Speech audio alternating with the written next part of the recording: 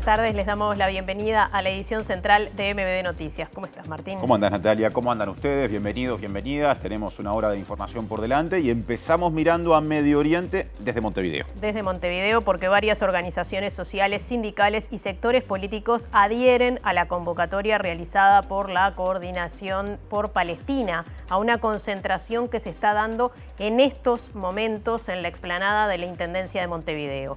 La movilización se da por el primer aniversario del conflicto bélico entre Hamás e Israel. En este contexto, las imágenes que ven, porque varios actores condenaron un ataque de un grupo denominado Anarquistas contra el Genocidio, que se dio en el monumento El Abrazo de los Pueblos, ubicado en Democracia e Isla de Gorriti, en Montevideo, que había sido financiado por el Comité Central Israelita del Uruguay y buscaba representar ese monumento a las migraciones judías en el siglo XX, y fue vandalizado justamente esta tarde. La Intendencia de Montevideo anunció que lo va a restaurar.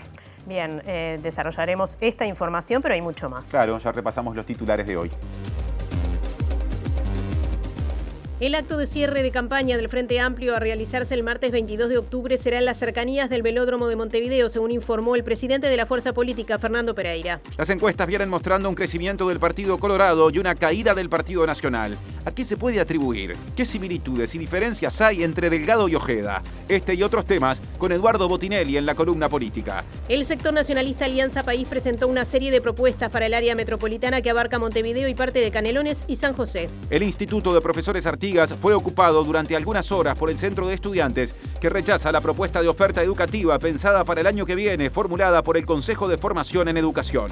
La iniciativa Vivienda en Diálogo, impulsada por diversas organizaciones sociales, presentó una serie de propuestas a los candidatos presidenciales para efectivizar el acceso a la vivienda. En la Organización Nacional de Asociaciones de Jubilados y Pensionistas del Uruguay consideran que han sido muy escasas las propuestas orientadas hacia las personas mayores en esta campaña electoral. En Argentina, el Frente Sindical de Universidades Nacionales convocó a un paro total para este jueves tras la ratificación en la Cámara de Diputados del veto de Javier Milei a la ley de financiamiento. El gobierno colombiano recurrió ante la Corte Interamericana de Derechos Humanos un día después de que el Consejo Nacional Electoral decidiera abrir una investigación sobre la campaña que llevó a Gustavo Petro a la presidencia del país. Recuerden que la información que MBD Noticias también se puede ver a través del canal de TV Ciudad en YouTube, de la web de TV Ciudad, tvciudad.uy, y se puede escuchar mediante Uniradio, radio de la Universidad de la República, que en Montevideo y el área metropolitana es uniradio.edu.uy y 107.7 de FM. Por internet, por supuesto, se escucha desde donde estén. Ahora presenta móviles Natalia.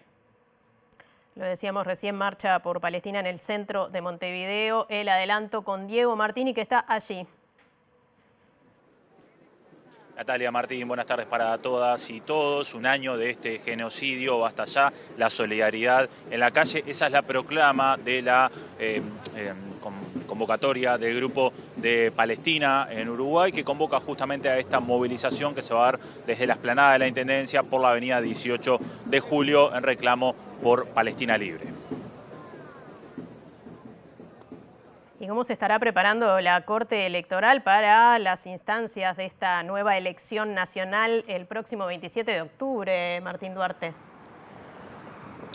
Natalia, Martín, buenas noches. Sí, ¿cuántas dudas, cuántas interrogantes? Vamos a estar conversando en algunos minutos con el ministro de la Corte, José Garchitorena, a propósito de estos 18 días que nos separan no solamente de las elecciones parlamentarias, de una eventual también decisión de balotaje, también los plebiscitos, cómo funcionan, cómo interactúan justamente con las elecciones nacionales, a propósito de algunas dudas comunes que surgen y que estaremos trasladando al ministro de la Corte. Otro asunto vinculado a la campaña electoral. El presidente del Frente Amplio, Fernando Pereira, defendió al programa de gobierno de su fuerza política, que fue aludido en sentido crítico en las últimas horas por el senador nacionalista Javier García. El Nacional tiene un programa único y es, le diría que los dos partidos que van a llegar al balotaje, el único que tiene programa, porque antes de ayer la ingeniera Cosa reconoció que el Frente Amplio no tiene plan de gobierno, lo dijo la ingeniera Cosa. El programa del Frente Amplio está en la página frenteamplio.uy. Cualquier uruguayo puede entrar. ¿Dónde puedo entrar para conocer el programa de la coalición? No tienen respuesta porque no hay.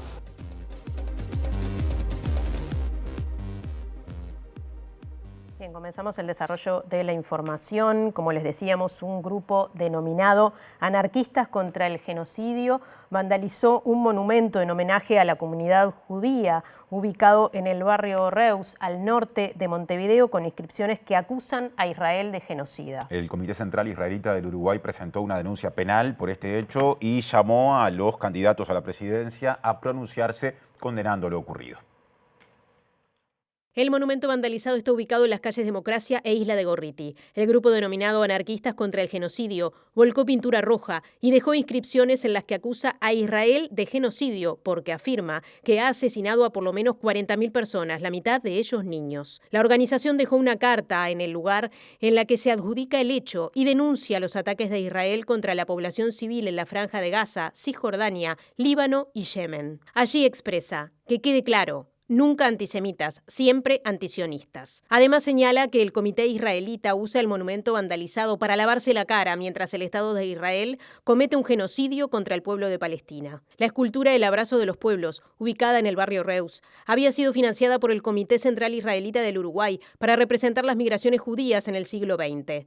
El comité israelita presentó una denuncia penal por el hecho, que será investigado por la Fiscalía, y en un comunicado de prensa lo calificó de deplorable. Señala que la escultura paradójicamente representa la apertura del pueblo uruguayo a las migraciones, especialmente la judía, que encontró en este país un refugio de paz y entendimiento. En la red social X, la institución publica: aunémonos para impedir que el odio impere. Desmarquémonos fuerte y claro de estas conductas que infunden antisemitismo y discriminación. En la publicación cita a candidatos a la presidencia, candidatas a la vicepresidencia y dirigentes políticos. Y justamente este acto de vandalismo contra el monumento o escultura del Abrazo de los Pueblos generó distintas reacciones de condena en las últimas horas. La Intendencia de Montevideo repudió el hecho y a través de un comunicado anunció que restaurará la escultura. En el documento se destaca el valor artístico del monumento y se dice que simboliza la convivencia pacífica y tolerante que ha caracterizado a la sociedad uruguaya mediante el encuentro de los pueblos y que busca rememorar la contribución de la colectividad judía al desarrollo cultural y social del Uruguay. Desde la Intendencia Capitalina también se destacó que la escultura fue una iniciativa de la arquitecta Charma Furman, nacida en una familia que llegó al Uruguay escapando de la persecución nazi contra la comunidad judía. También se pronunció en la red social X el candidato presidencial nacionalista Álvaro Delgado, quien citó una publicación del Comité Central Israelita del Uruguay y expresó textualmente: repudiable e inadmisible. Y el movimiento judío progresista del Uruguay también rechazó el atentado contra esta escultura, El Abrazo de los Pueblos. Claro, desde ese colectivo, además, pensando en lo que ocurre en este momento en Medio Oriente, en esa región del mundo, se dijo que es necesario que se instale un ámbito de negociación para que terminen los enfrentamientos. Ha sido un atentado antisemita, no hay duda, porque el monumento representa el abrazo de los pueblos, que fue hecho por una compañera de nuestra institución, Charna Furman, hace 7 años que viene trabajando con la Intendencia para hacer esto, y es un poco el homenaje en agradecimiento al pueblo uruguayo de los emigrantes judíos que vinieron de la Europa del Este a efectos de intercambiar con nuestro pueblo e integrarse al mismo para convivir en paz, que es lo que más buscaban. Por eso repudiamos este atentado antisemita. Lo que solicitamos es un alto el fuego y queremos la paz. Es lo primero que estamos solicitando. Para después exista realmente una mesa de negociaciones real, efectiva, para que este conflicto se termine y que se termine con la guerra que están matando miles de víctimas inocentes civiles.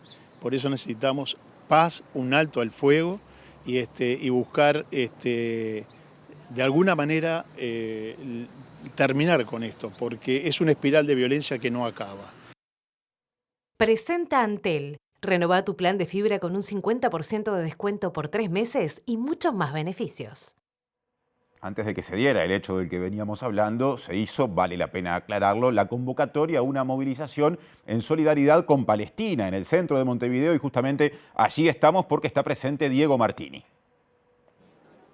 Así es, compañeros, como anunciábamos, volvemos acá a la explanada de la Intendencia, donde está esta convocatoria hecha por la coordinadora de Palestina en Uruguay, que va a marchar ahora por la avenida 18 de Julio en solidaridad con el pueblo palestino. Hay mucha gente que se ha reunido acá, como es habitual cuando suceden este tipo de convocatorias de la coordinadora de Palestina en Uruguay. Vamos a hablar con Alejandra Bittencourt, que es vocera de la coordinadora. Alejandra, bueno, nuevamente una movilización en apoyo a Palestina a un año ya de este conflicto. De este genocidio que no empezó el 8 de octubre del 23, sino que viene de hace décadas, ¿no? Marcando esa fecha, que el 8 de octubre comenzó esta nueva etapa de genocidio, de robo de tierra, de expulsión forzada, de deportación, entonces de destrucción de viviendas, de asesinatos a mansalva, sobre todo de población civil.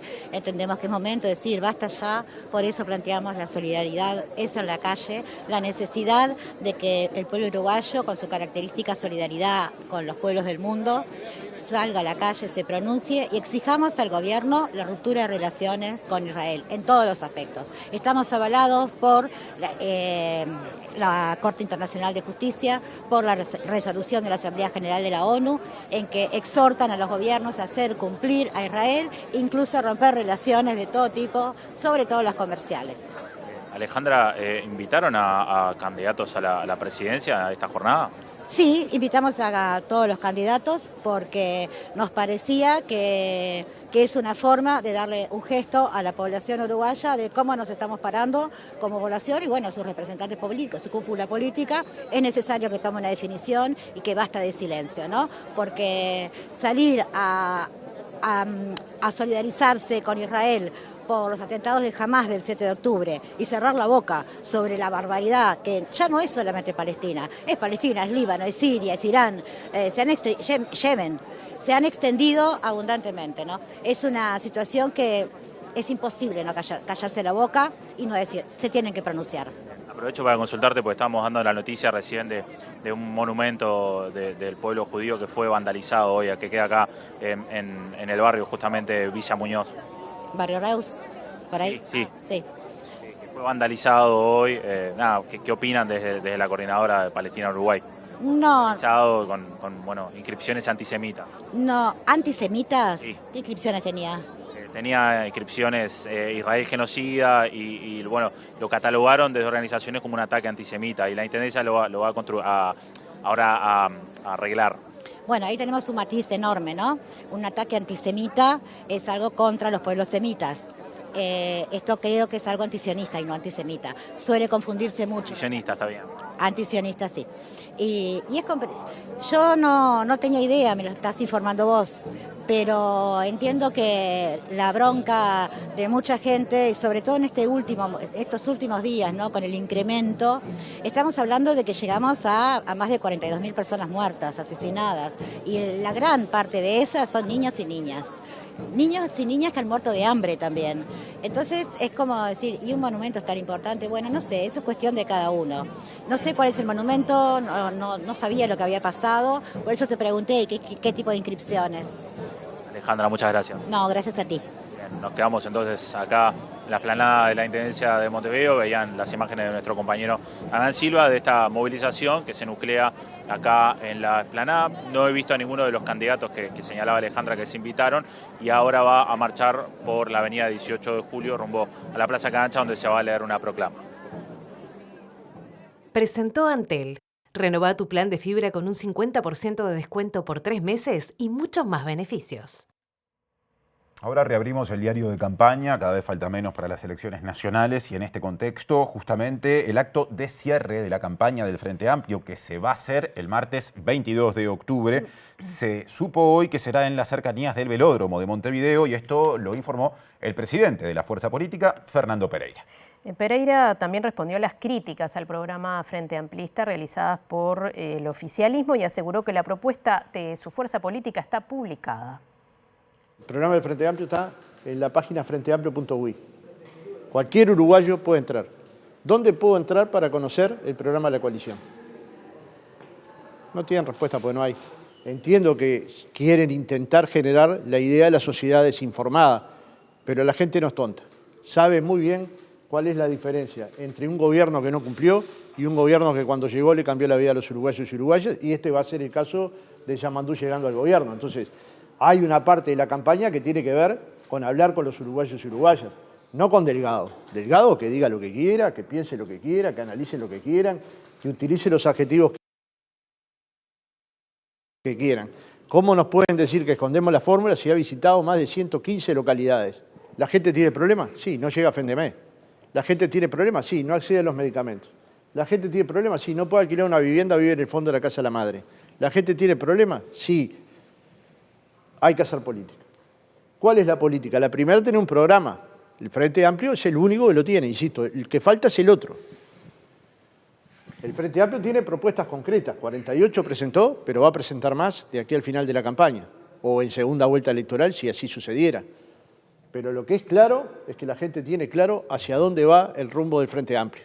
Y no nos podemos distraer por la orsimanía que tiene Delgado o por el Frente Manía que tiene el gobierno, que hace 5 años que lo único que habla no son de propuestas, habla del Frente Amplio. El Frente Amplio presentará en los próximos días los detalles del acto de cierre de campaña planificado para el 22 de octubre. Es un acto que se espera muy grande, muy participativo, es en las inmediaciones del velódromo. Y el sector nacionalista Alianza País presentó una serie de propuestas para el área metropolitana que abarca Montevideo, parte de Canelones y San José. Incluye ideas a aplicar en áreas como movilidad urbana, ordenamiento territorial y también salud, y justamente incluye en este último capítulo la construcción de un hospital en Canelones puntualmente. Las medidas van en 4 ejes. La primera, muy importante, extender los servicios de salud, la construcción de un hospital en la costa canaria. Así como para la zona oeste se construyó el Hospital del Cerro, para la zona este construir un hospital en la costa canaria. En segundo lugar, promover la inversión y el empleo local para que las personas puedan trabajar cerca de sus hogares. Esto se haría mediante exoneraciones para la instalación de parques industriales y corredores industriales, así como con la desburocratización y la reducción de tasas para las pymes por parte de las intendencias de Montevideo y Canelones. En tercer lugar, estamos proponiendo que el ordenamiento territorial se rearme en ejes y en municipios para poder tomar a la zona como un todo y hacer un gran programa de reserva ambiental para la zona. Y finalmente, en lo que tiene que ver con movilidad, que es tan importante y que justamente ayer se habló de este tema, comunicarle a toda la población de la zona que el proyecto del Tren Tram, que fue la única iniciativa privada que se presentó a este gobierno, ya está en el Ministerio de Transporte, el pliego de licitación está casi listo y es nuestro compromiso para el próximo gobierno que en el primer año esa licitación ya sea abierta para cortar los tiempos de traslado de toda la población de la zona metropolitana. Ahora vamos a cambiar de tema. Les contamos que la ex militante nacionalista Romina Celeste Papazo, quien permanece presa por la denuncia falsa contra el candidato presidencial frente amplista Yamandú Orsi, entre otros motivos, fue denunciada por golpear a 2 policías en la cárcel de Juan Soler. Esto es en el departamento de San José. Por esta razón será trasladada a cárcel central, ya que está privada de libertad desde agosto y su pena es de 2 años. Papazo permanece presa por diversos delitos, además de la denuncia falsa contra Orsi. Según informaron fuentes del Ministerio del Interior a El Observador, la ex militante se encontraba conversando airadamente por teléfono y una funcionaria le pidió que se calmara. Ante esto, Romina Celeste Papazo agredió a golpes a la funcionaria y a otro trabajador que intentó interceder. Según lo señalado por el Ministerio del Interior, la detenida aseguró que estaba conversando con su abogado y que tuvo un ataque de pánico, aunque luego dijo no recordar nada de lo ocurrido. En diálogo con MBD Noticias, Elizabeth Froye, su abogada, dijo que le estaba contando cosas de la cárcel cuando una funcionaria la increpó. Luego de eso, la discusión escaló y Romina Celeste Papazo le dijo a su defensora que tenía que cortar. Froye aseguró que se debería realizar una investigación administrativa por lo ocurrido. Romina Celeste Papazo será trasladada a la cárcel central, ya que en el Instituto Nacional de Rehabilitación consideran que no puede convivir con las personas a las que agredió. Otro asunto, el Centro de Estudiantes del IPA cuestiona una propuesta preliminar sobre la oferta educativa para el año que viene hecha por el Consejo de Formación en Educación por entender que implica un recorte de grupos. Este miércoles el gremio estudiantil se reunió en asamblea, llegó a ocupar durante algunas horas el centro de estudios y fue desalojado pacíficamente, según averiguamos, por la policía. El viernes de la semana anterior el CFE mandó la oferta educativa preliminar a lo que es la dirección. Nosotros integramos, yo integro el Consejo Asesor y Consultivo en la institución, que básicamente es un órgano institucional con representación de orden de egresado, orden estudiantil y orden docente. Y bueno, nos llegó de que había llegado eso, que hoy va a haber una reunión virtual para determinar ya y confirmar la oferta educativa. Entonces el lunes sesionamos extraordinariamente en el CAC, el Consejo Asesor, y planteamos el hecho de que, bueno, qué estaba pasando. Fuimos a hablar con la dirección y ahí fue cuando nos empezó a decir que, bueno, que solo nos podía asegurar que iban a haber grupos solo para el turno de la noche, dejando el matutino con un veremos y el turno intermedio que ya este año había sufrido un recorte y este año y el año que viene parece que va a ser el peor todavía. Este viernes habrá una reunión entre las autoridades del Consejo de Formación en Educación y representantes del Centro de Estudiantes del IPA, que reclama participar de la discusión sobre la oferta educativa del año que viene. En el gremio estudiantil no descartan que próximamente en centros de formación docente del resto del país haya reivindicaciones similares. Es un periodo de gobierno que justamente se destacó por la participación real. Yo creo que nosotros podemos tener un apoyo con los centros diferentes del interior, porque esta oferta educativa no solo es en el IPA, es a nivel nacional. Está el problema de Paysandú, por ejemplo, que hasta ahora están los compañeros con ese problema y les quieren eliminar directamente una carrera entera. Entonces yo creo que puede haber una coordinación a nivel nacional, porque este problema lo tenemos todos. Ahora cambiamos de asunto y volvemos a la campaña electoral desde la perspectiva de la organización del acto eleccionario que se viene. Martín Duarte, vemos y escuchamos. Gracias, Martín, y le agradecemos estos minutos al ministro de Corte, José Garchitorena, para estar hablando justamente de los detalles. Estamos a 18 días del primero de varios actos eleccionarios que tendremos en este año y en el que viene. También hay plebiscitos ya aprobados y uno que comienza su recuento de votos, que fue el presentado esta semana pasada, este lunes, por Cabildo Abierto, las firmas para tratar de habilitar esa nueva instancia.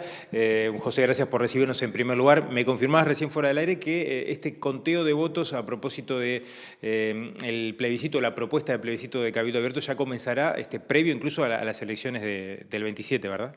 Sí, efectivamente, el día lunes la Asamblea General remitió a la Corte las papeletas para promover esta reforma constitucional, y lo que resolvió la Corte fue que a partir de la semana que viene, pese a que naturalmente la prioridad son la preparación de las elecciones, vamos a comenzar con el análisis de las firmas para la interposición del recurso, que es la tarea comienza con la numeración de las papeletas.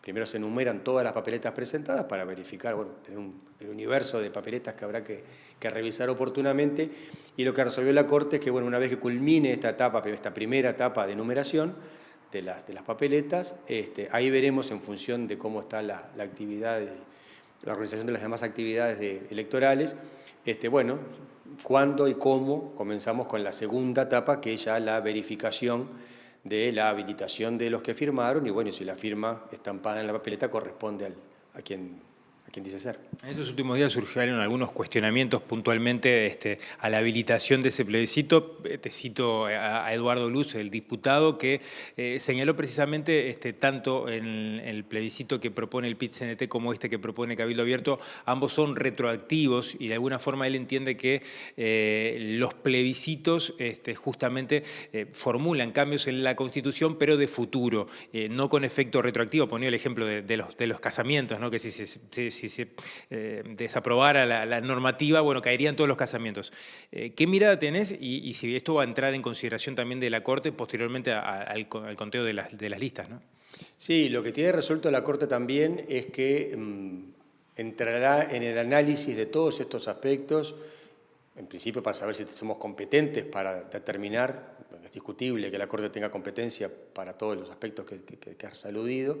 En cualquier caso, todo ese análisis y esas definiciones van a quedar para a posteriori de que efectivamente se llegue al 10% de los habilitados para votar, o sea que de alguna manera se alcanzó el número de firmas necesarias para promover el plebiscito. Llegado a ese punto, la Corte, bueno, ahí hemos resuelto que tendremos que, naturalmente, discutir y bueno, definir una serie de aspectos que refieren incluso a la ocasión, la oportunidad en que podrá votarse o deberá votarse esa reforma constitucional. Hay algunos cuestionamientos más puntuales y ya metiéndonos en las elecciones de cómo suman o no los votos anulados y en blanco, tanto en los plebiscitos como en lo que es las elecciones a la hora de conformar el voto, ya sea presidente y también a la Cámara de Senadores y Diputados, porque tiene un valor distinto el hecho de el voto en blanco y anulado. ¿Nos podrías explicar un poquito cómo es? Sí, las disposiciones que se aplican son distintas y por consiguiente tienen un diferente efecto. En lo que tiene que ver con los plebiscitos, para que resulten aprobados, tienen que tener la mitad más uno de los habilitados, de los votantes, del universo de votantes. Y el votante es el que votó por un partido o el que votó en blanco o el que votó en anulado, o sea, el que concurrió a votar. En el caso de los cargos, presidentes, senadores, diputados, los votos que se tienen en cuenta son los votos a partidos. Entonces, por eso el distinto tratamiento del voto en blanco y anulado. Bien, las personas que quieran, por ejemplo, votar uno de los plebiscitos a favor, en este caso, porque en el caso que no esté a favor directamente no pone la papeleta, ¿no? Pero si quiere votar a favor de uno de los plebiscitos y anular el voto a los partidos o al presidente, ¿cómo lo hace? No. Lo que se anula, la voluntad del elector es una, y por consiguiente, si una hoja de votación o plebiscitaria está rayada, rota, doblada de manera tal que se entiende que se pretendió identificar el voto, eso anula todo el contenido del sobre. O sea, anula la papeleta por el plebiscito o por los plebiscitos y la hoja de votación al lema que se haya colocado en el sobre. O sea que en definitiva no hay posibilidad de una anulación parcial, digamos, ¿verdad? Bien, perfecto. En estos últimos días trascendió también que, bueno, ya se empezaron a realizar los cursos para las distintas integraciones de las mesas. ¿Cómo son los plazos planificados? Prácticamente a 2 semanas, 18 días, ¿no? Decíamos, de lo que es el primer acto. Y, de hecho, ¿cómo va a ser la comunicación en la jornada de la propia elección a la hora de, bueno, los medios tecnológicos que dispone la Corte para brindar sus resultados? Sí, es importante decir que las juntas electorales de todo el país ya aprobaron los planes circuitales. El plan circuital del 27 de octubre próximo es el que va a regir en caso de que haya una segunda vuelta, una segunda elección en el mes de noviembre. O sea, vamos a votar en el mismo lugar. Las designaciones de los miembros de mesa también son para octubre y para la eventual segunda elección del mes de noviembre. También ya las juntas electorales han designado a los funcionarios públicos y escribanos que van a integrar las mesas, ya han sido notificados y ya están haciendo los cursos de capacitación correspondientes, que como ha sido en la institución interna, por ejemplo, tiene una parte virtual y una parte presencial. Y eso esta tarea viene muy bien, viene encaminada dentro de lo previsto.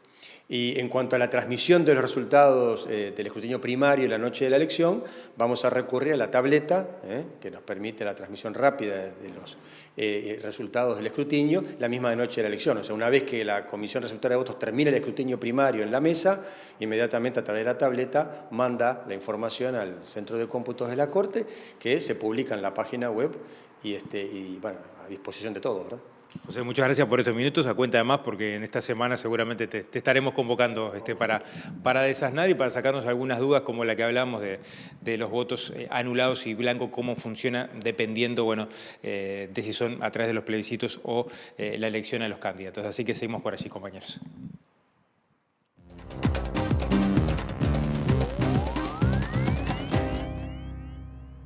Bueno, y seguimos en tema, porque hoy tenemos nuestra columna de análisis político con el sociólogo Eduardo Botinelli. ¿Cómo estás, Eduardo? ¿Qué tal, Natalia? ¿Cómo estás? Faltan 18 días para las elecciones nacionales en una campaña que parece bastante aburrida, lo decimos todo el tiempo, y sin embargo, de todas formas, hay algunos aspectos que llaman la atención, algunas situaciones que no estaban previstas, como por ejemplo el hecho de que el candidato del Partido Colorado, Andrés Ojeda, se acerque tanto al candidato del Partido Nacional, Álvaro Delgado, y que incluso él dice que quizás sea quien compite con Yamandu Orsi en el balotaje.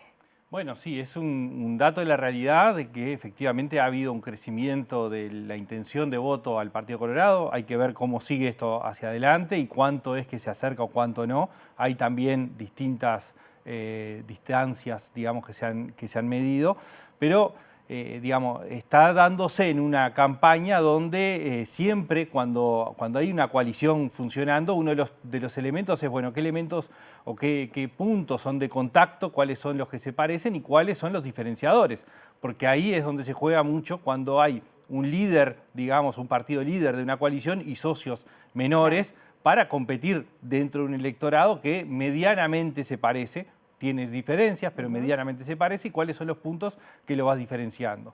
Es claro que hay varias similitudes desde el punto de vista económico, educativo, es decir, no aparecen grandes diferencias en ese punto, no aparece un cuestionamiento a la coalición, sino todo lo contrario, tanto Delgado como Ojeda se presentan como coalicionistas. También se acercan mucho a la figura de la calle Pou, ¿no? Es decir, es una diferencia quizás ahí de Ojeda pegándose mucho a la figura de la calle Pou. Antes tuvo este hecho, ¿no? Que generó como una polémica entre ellos con esa foto que se saca Ojeda con la calle Pou el día del partido de la selección uruguaya ante la venezolana. Claro, ¿no? bueno, justamente buscando esa cercanía en la idea esta de que la coalición es una sola cosa y que lo que hay es una interna de la coalición donde compiten candidaturas y no partidos, ¿no? De alguna forma está desdibujando las líneas divisorias de los partidos, pero también lo diferencia el tipo de campaña que han hecho, ¿no? Es decir, claramente la campaña de Delgado es un poco más tradicional, más de ir marcando alguna serie de propuestas, va haciendo como de goteo, ¿no? Va poniendo semana a semana un tema en discusión, mientras también presenta la idea de reelección o de reelegir el gobierno, no matiza demasiado. Una continuidad con matices muy pequeños y los matices son más de evolución, digamos, de este gobierno, mientras que lo de Ojeda está más pensado en la renovación, ¿no? Es decir, sí, es una continuidad, pero una continuidad distinta, un poco lo nuevo con lo viejo, que lo ha usado mucho, en lo viejo entra Delgado también, eso es algo que ha ido planteando. Lo otro fue también, en vez de ir por los lugares tradicionales en el posicionamiento, que sí los tiene, y ahora lo vamos a hablar un poco del tema de seguridad, pero también plantear temas disruptivos, no solamente la forma, sino plantear algunos temas que no estaban tan presentes en los primeros, en el top 5, digamos, de temas, pero los puso arriba de la mesa, y eso generó ruidos y genera reacciones, entonces también es parte de la conversación. Y el matiz importante en todo caso aparece en el tema de seguridad pública, ¿no? Mientras el discurso de Delgado está muy centrado en defender la actuación de este gobierno y en mostrar los resultados positivos de este gobierno, Ojeda ha empezado a virar lentamente a lo largo ya de estos meses en ser un poco más crítico, con la voz de Subía, sin duda también. Cuestiona la política en seguridad. Los cambios que hay que hacer. De hecho, dijo un debe de este gobierno con la población es el tema de seguridad pública. Entonces ahí hay una diferencia también en esto que hablábamos al inicio, de la búsqueda de diferenciaciones para esa competencia dentro del bloque coalición, si se quiere. En el tema que todos señalan como la mayor preocupación, además, más allá de que él repase otros, como decías, que no están en agenda. Las encuestas, como decías, Eduardo, están mostrando ese crecimiento de Andrés Ojeda. No sabemos si es debido a esta campaña que obviamente aprovechó y que seguramente está destinada o dirigida a los indecisos que son con menos intereses políticos, pero ¿hay posibilidades reales de que Ojeda sea el elegido para un balotaje, el candidato de la coalición? Bueno, acá creo que hay que ver dos puntos. Uno es el candidato, es decir, cuál es la propuesta del candidato, y otro es el partido, teniendo en cuenta que después de las elecciones internas ingresó Pedro Bordaberry en la competencia con una lista al Senado. Entonces acá hay, por un lado, esa estrategia de Ojeda que hay que ir mirando cómo fue evolucionando. Porque antes de las internas él no hablaba de ser presidente, de hecho no figuraba la palabra presidente, y él explicaba por qué no figuraba. Y una de las cosas era, nadie puede creer que un candidato que está compitiendo en una interna del partido minoritario pueda llegar a ser presidente. Pero enseguida que pasó la interna fue el eslogan el nuevo presidente. Es decir, cambió y empezó a instalar la idea de que podía competir con el Partido Nacional la ida a una segunda vuelta contra el Frente Amplio. Bueno, ahí se vio rápidamente no solamente su crecimiento, sino el descenso del Partido Nacional. Bueno, ahí entra quizás la figura de Pedro Bordaberry. No solamente lo que Ojeda pone arriba de la mesa, digamos, como menú de opciones, sino también la figura de Bordaberry, que si nosotros miramos cuando Bordaberry era candidato a presidente, cuando fue en 2009 y en 2014, se registró vasos comunicantes con una parte del electorado del Partido Nacional. Un electorado más liberal desde el punto de vista económico, más conservador desde el punto de vista cultural, y eso hoy parece estar también oficiando en esta competencia. Ahora, la pregunta que decías, bueno, Ojeda puede, no es imposible, pero ¿qué tendría que darse? Tendría que darse un cambio de que no se ha registrado, o sea, cambiar lo que viene sucediendo en los últimos 20 o 25 años. El Partido Nacional, desde la salida de la dictadura hasta ahora, ha estado en el entorno del 30%, salvo en el año 99, que estuvo en el 22%, después de una interna muy cruda. Y el Partido Colorado ha estado en el 30%, salvo en el 84, que estuvo más arriba, en el entorno del 30%, hasta su caída en el 2004 al 10%. Del 2004 hasta ahora ha estado oscilando entre el 10 y el 20%. Entonces, ¿qué tendría que darse para que Ojeda efectivamente fuera quien disputara la segunda vuelta con Orsi? Bueno, que el Partido Colorado rompa el techo que viene teniendo y que pase el 20, supere, diría, por un par de puntos mínimo el 20, y que el Partido Nacional rompa su piso. Es decir, que vote por debajo de lo que votó en su peor momento en los últimos 40 años, ¿no? Entonces, eso, digamos, estaríamos, o sea, si se diera, estaríamos ante un evento importante de los últimos años. No es imposible, pero parece difícil, además porque el Partido Nacional tiene un punto más, y es la elección parlamentaria. En el interior del país, el Partido Nacional tiene, además de las intendencias, una presencia importante, y de alguna forma eso le sirve también de colchón electoral en la disputa por las bancas en cada uno de los departamentos. Bien, Eduardo, bueno, veremos qué sucede entonces. Eso está bueno igual, no saber exactamente qué puede llegar a pasar. Gracias, Eduardo, hasta la semana que viene. Nos vemos la semana que viene. Ya volvemos con más MD Noticias después de la tanda.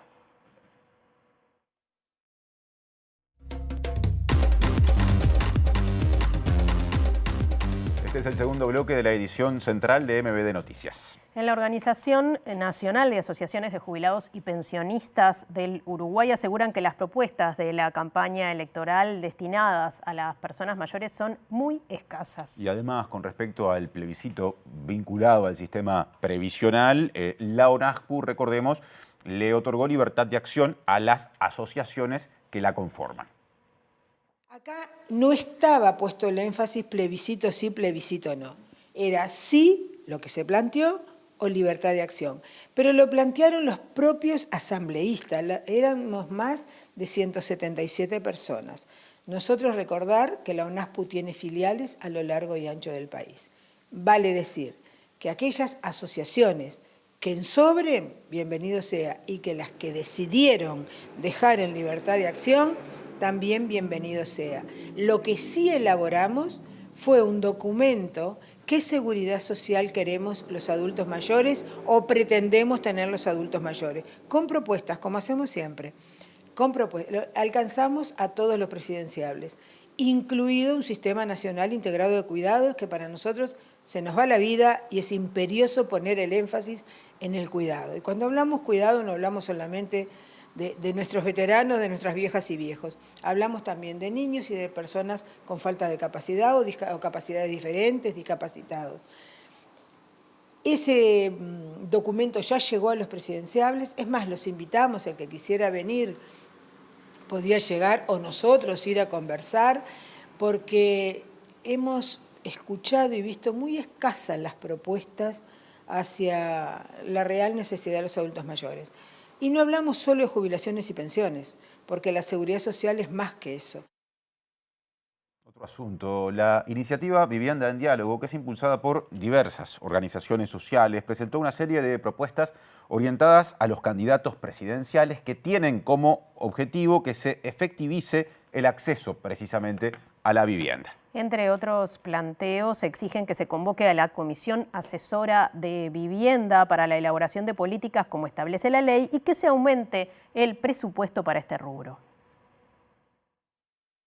La plataforma social sobre problemas y propuestas para la efectivización del derecho a la vivienda adecuada y digna fue elaborada por numerosas organizaciones en diálogo con la academia, entre las que se cuentan cooperativas de viviendas, gremios, colectivos barriales, ollas populares y el Centro Interdisciplinario de Estudios sobre el Desarrollo, CIEDUR. Se planteó una serie de cuestiones, pero sobre todo transversalizando la importancia de la participación de la sociedad civil organizada, de la Universidad de la República en este marco en que venimos trabajando para generar esas políticas públicas, y por ello reclamamos que, una vez que se instale el nuevo gobierno después de las elecciones, sea convocada la COAVI, que es la Comisión Asesora de Vivienda, que está prevista en la Ley de Vivienda, que como sabemos nuestro país cuenta desde hace más de 50 años con una ley de vivienda, y es una comisión donde permite esta participación de diferentes grupos, entre ellos organizaciones, movimientos y la universidad, porque queremos ser partícipes de generar las medidas para la política pública.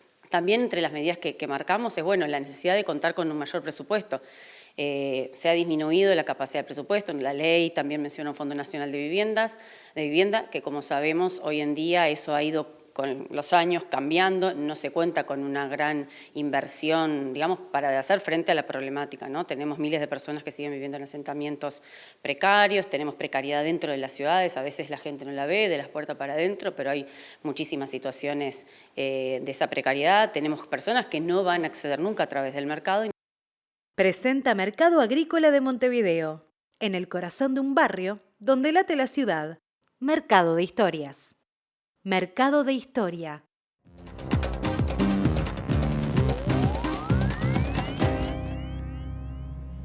¿Qué tal? Buenas tardes. Abrimos el capítulo internacional y lo hacemos en la República Argentina, donde los miércoles parece haberse transformado el día en el que ocurren las cosas. Pero lo que ocurrió hoy fue que precisamente hubo sesión en el Congreso de Diputados, donde finalmente se ratificó el veto del presidente argentino Javier Milei a la Ley de Financiamiento Universitario, algo que ya era previsible horas antes, de acuerdo a las distintas negociaciones que a nivel del gobierno se habían venido llevando a cabo para lograr los votos necesarios, que no es la mayoría, pero que no le permitían a la oposición lograr los 2/3 con los que se mantendría esa ley que fue votada por el propio Congreso en la Cámara de Diputados en el mes de septiembre y que otorgaba precisamente algunos aumentos y ajustes a la comunidad educativa. Mañana habrá paro en todas las universidades de la Argentina, hay varias que están ocupadas y esto seguramente va a seguir. La Cámara de Diputados argentina ratificó este miércoles el veto del presidente Javier Milei a la Ley de Financiamiento Universitario, aprobada en el Congreso el pasado 13 de septiembre y que establecía actualizar los fondos para gastos de funcionamiento de las universidades por la variación del índice de inflación, que en agosto se ubicó en el 236,7% interanual. En medio de la cuestionada política de recortes del gobierno, la medida también ordenaba una recomposición de los salarios universitarios, también teniendo en cuenta la inflación, entre otros ajustes. El oficialismo, con el apoyo de las bancadas del PRO de Mauricio Macri y parte de la Unión Cívica Radical, consiguió los 85 votos que necesitaba para mantener la anulación de la normativa, mientras que la oposición alcanzó 160 sufragios y no llegó a los 2/3 necesarios para mantener la iniciativa. Tras la confirmación del veto de Milei, cientos de personas se manifestaron en las puertas del Congreso en medio de un clima de tensión y minutos después de la votación, la Asociación Gremial Docente de la Universidad de Buenos Aires anunció que este jueves habrá un paro nacional en todo el país porque esta lucha sigue, según señalaron. A esta hora hay al menos 12 universidades tomadas en todo el país y podrían sumarse más tras la decisión del Congreso.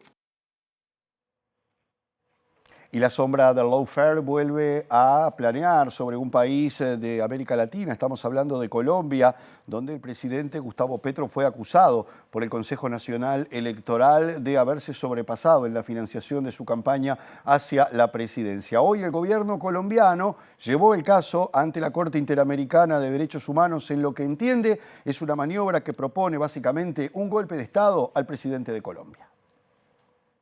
El vicecanciller de Colombia, Jorge Rojas, confirmó que el gobierno solicitó medidas provisionales para el presidente Gustavo Petro ante la Corte Interamericana de Derechos Humanos, un día después de que el Consejo Nacional Electoral solicitara una investigación por posible violación en los límites de financiamiento que establece la ley en la campaña electoral que llevó a Petro a la presidencia en 2022. La mayoría de los 9 magistrados de ese órgano votó a favor de aprobar la pesquisa sobre Petro y su jefe de campaña, Ricardo Roa, y las indagaciones preliminares indican que presuntamente el gasto durante la campaña de Petro excedió el límite legal de financiamiento de un total de 5.300 millones de pesos, alrededor de $1.270.000. En su defensa, Petro asegura que esos aportes realizados no fueron a su campaña, sino al Partido Colombia Humana, y también alega que los supuestos pagos a testigos electorales no corresponden a gastos de campaña, asegurando que una auditoría externa contratada por el propio Consejo Electoral ya había constatado la veracidad de las cuentas 30 días después de las elecciones. El presidente colombiano lanzó anoche acusaciones contra el Consejo Nacional Electoral, acusando al organismo de dar el primer paso de un golpe de Estado contra su figura y de poner en peligro la institucionalidad que representa. Petro denuncia que el organismo está infiltrado por los mismos politiqueros que han gobernado durante décadas Colombia y alega que el Consejo Nacional Electoral no tiene potestad para formular cargos en su contra al ser un organismo de carácter administrativo.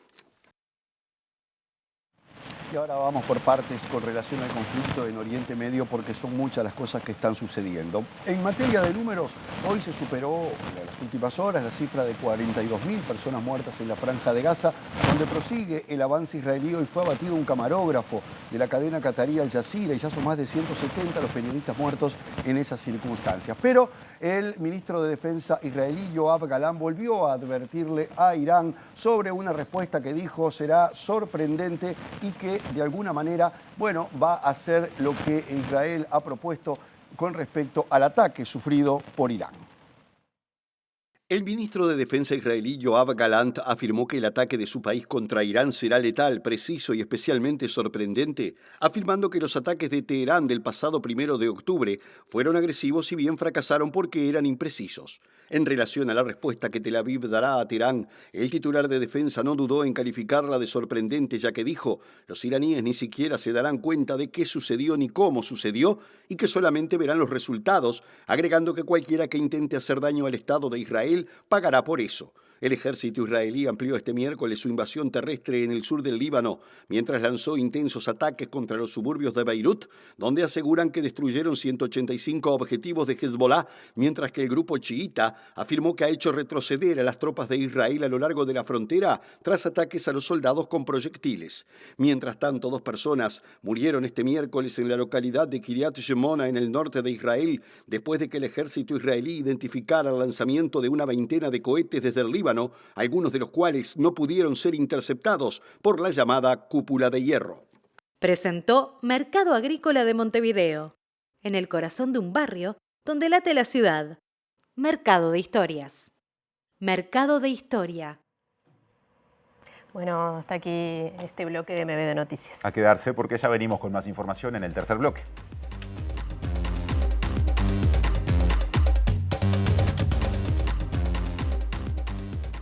Este es el tercer bloque de la edición central de MBD Noticias en TV Ciudad. Les contamos que el Club Atlético Bellavista sufrió un robo de indumentaria deportiva, incluyendo decenas de pares de zapatos de fútbol profesionales, zapatos deportivos de fútbol profesional. Y por este motivo el club está pidiendo colaboración, se puede colaborar por distintas vías y el detalle, ¿no?, para saber cómo ayudar está accesible en la web justamente del Club Atlético Bellavista.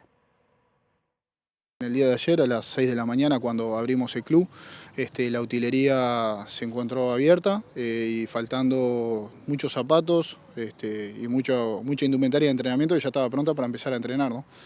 Fue ayer a las 6 de la mañana cuando nos encontramos con el suceso. ¿Y qué implica esto para el funcionamiento de una institución como Bellavista? Y bueno, implica muchísimo, la verdad, los futbolistas perdieron todos los zapatos, ayer el entrenamiento tuvo que ser suspendido y después lo que pasa para adelante, ¿no? Tenemos que competir el fin de semana y no teníamos zapatos ni indumentaria para entrenar, ¿no?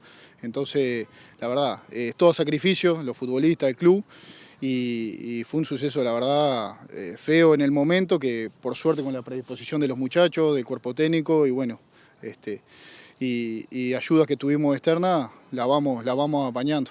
Añón destacó la colaboración recibida en especial del Club Nacional de Fútbol, que donó 21 pares de zapatos de la selección uruguaya, que les enviará material tras los partidos por las eliminatorias de los próximos días, y otros clubes están viendo cómo ayudar.